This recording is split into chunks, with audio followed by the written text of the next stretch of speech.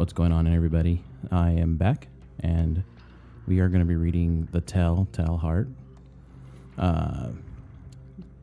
This one's by Edgar Allan Poe, and it's been a while because I decided to do some commission work on Fiverr. I needed some commission work done for me, I should say, rather, because I got tired of looking for royalty-free music to put in the back of these, so I had some music made. So you get what you pay for. I have a story about that, but maybe I'll share it with you another time, my experiences for Fiverr. But for now, let's get into the story, shall we? Once again, The Telltale Heart by Edgar Allan Poe.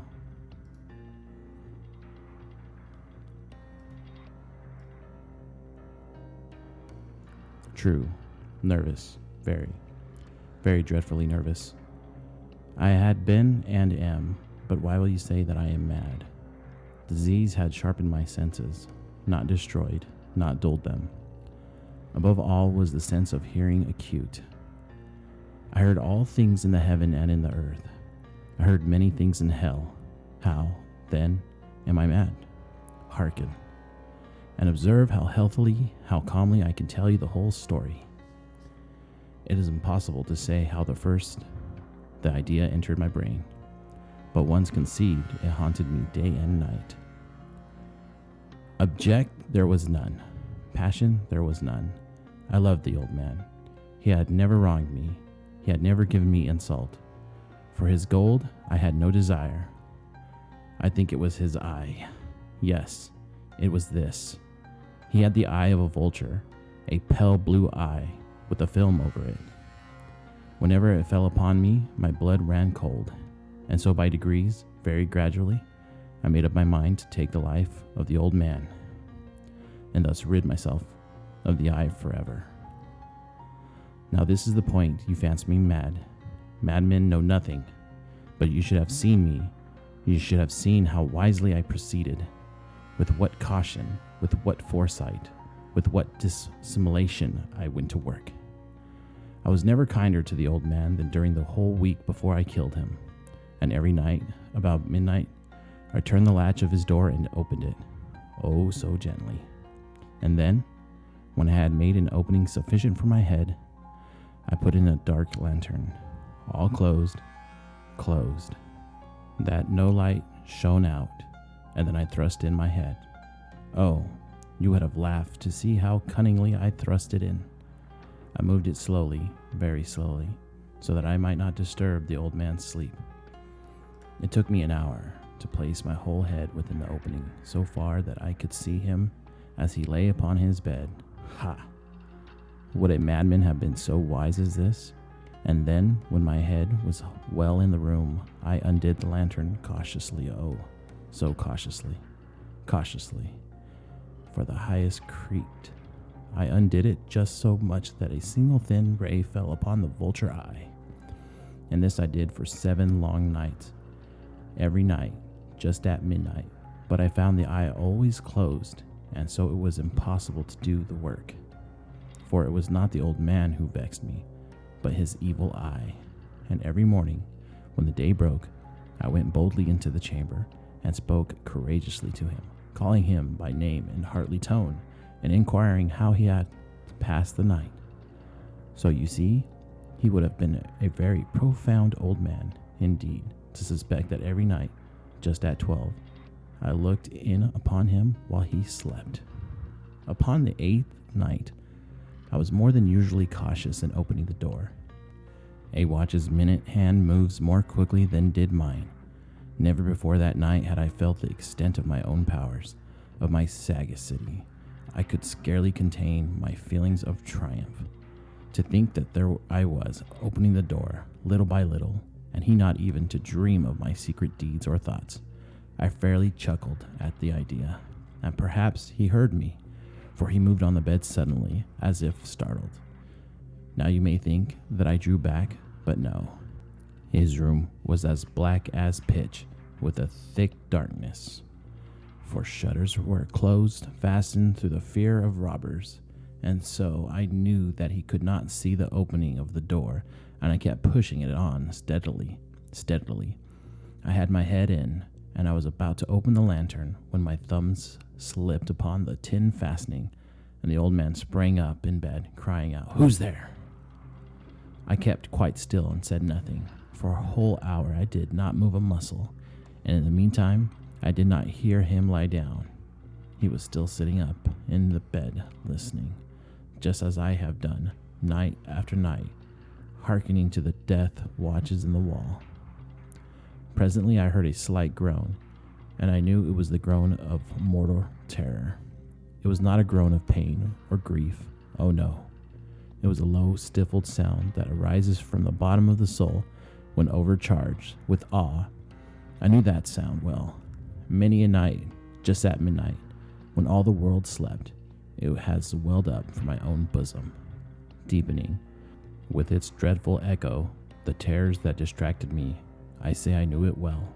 I knew what the old man felt, and pitied him. Although I chuckled at heart, I knew that he had been lying awake ever since the first slight noise, when he had turned in bed. His fears had been ever since growing upon him. He had been trying to fancy them costless, but could not. He had been saying to himself, "It is nothing but the wind in the chimney. It is only the mouse crossing the floor," or "It is merely a cricket which has made a single chirp."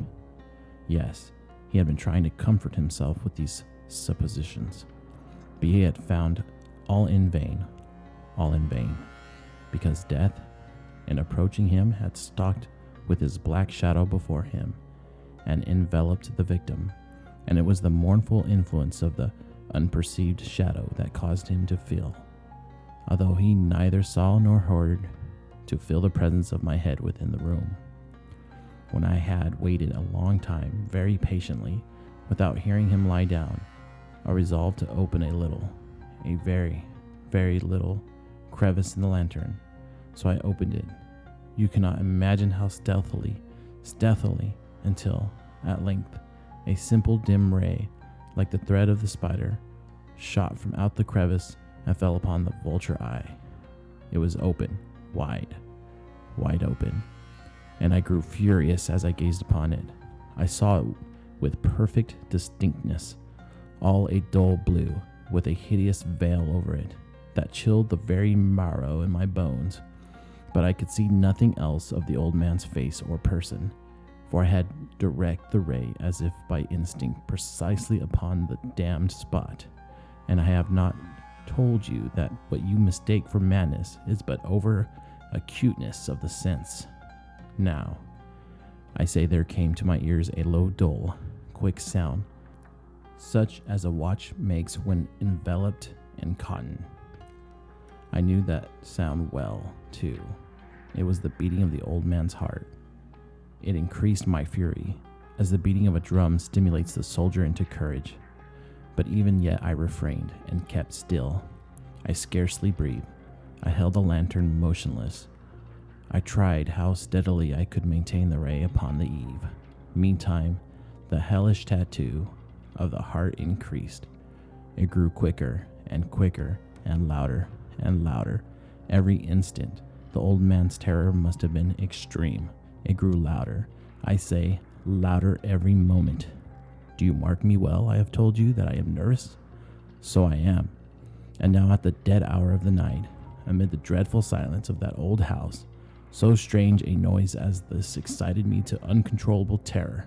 Yet, for some minutes longer I refrained and stood still, but the beating grew louder. I thought the heart must burst, and now a new anxiety seized me. The sound would be heard by a neighbor. The old man's hour had come. With a loud yell, I threw open the lantern and leaped into the room. He shrieked once, only once. In an instant, I dragged him to the floor and pulled the heavy bed over him. I then smiled gaily to find the deed so far done, but for many minutes the heart beat on with a muffled sound. This, however, did not vex me. It would not be heard through the wall. At length it ceased. The old man was dead. I removed the bed and examined the corpse. Yes, he was stone dead. I placed my hand upon the heart and held it there many minutes. There was no pulsation. He was stone dead. His eye would trouble me no more. If still you think me mad, you will think so no longer when I describe the wise precautions I took for the concealment of the body.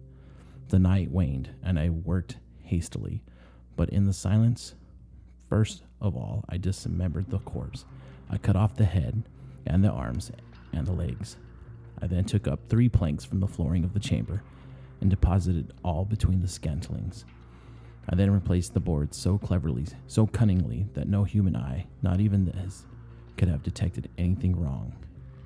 There was nothing to wash out, no stain of any kind, no blood spot whatever. I had been too worried for that.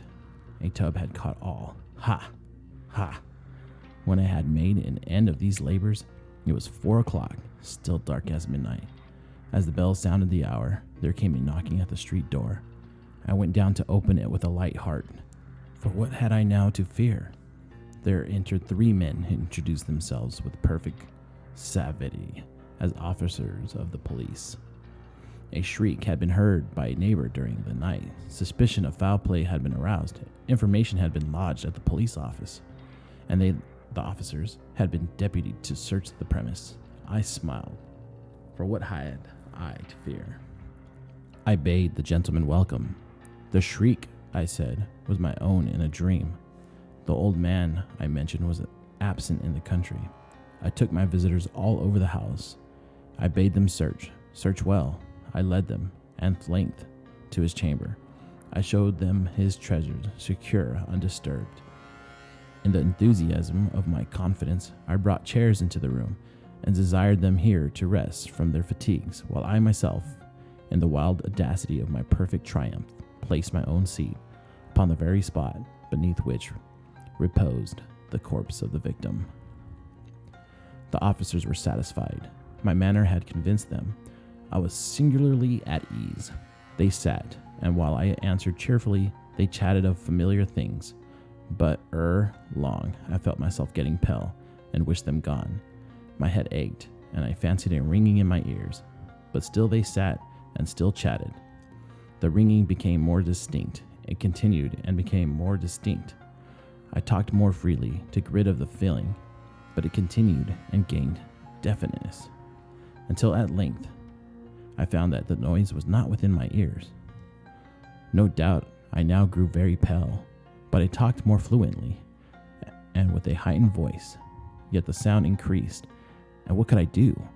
It was low, dull, quick sound, much such the sound as a watch makes when enveloped in cotton.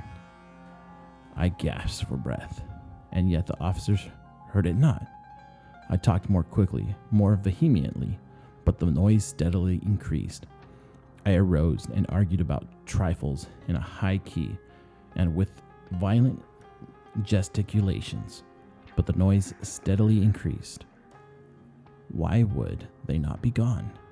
I paced the floor, to and fro with heavy strides, as if excited to fury by the observations of the men, but the noise steadily increased. Oh God, what could I do? I foamed, I raved, I swore. I swung the chair upon which I had been sitting and grated it upon the boards, but the noise arose over all and continually increased. It grew louder, louder, louder, and still the men chatted pleasantly and smiled. Was it possible they heard not? Almighty God? No, no. They heard. They suspected. They knew. They were making a mockery of my horror. This I thought, and as this I think, but anything was better than this agony. Anything was more tolerable than this derision. I could bear those hypocritical smiles no longer. I felt that I must scream or die. And now again, hark, louder, louder, louder, louder. Villains, I shrieked. Dissembled no more. I admit the deed. Tear up the planks. Here is the beating of his hideous heart. So that's it. That's the Tell Heart by Edgar Allan Poe, as read by me, with music I had created.